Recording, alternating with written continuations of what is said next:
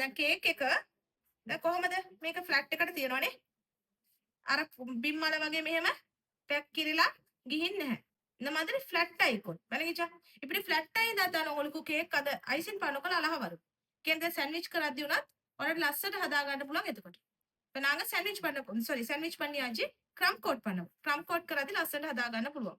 දැන් මේක කරලා තියෙන අපි මොනවද சாண்ட்விச் කරලා තියෙන්නේ. என்ன பண்ணிக்குது சாண்ட்விச் பண்ணிக்கு. அடுத்தது நாங்க என்ன செய்ய போறோம் ක්‍රම් කෝට්. ඊළඟට අපි කරන්න යන්නේ ක්‍රම් කෝට්. ඒ කියන්නේ අපි මේ කුඩු ඇලෙන එක සම්පූර්ණයෙන් නවත්තනවා.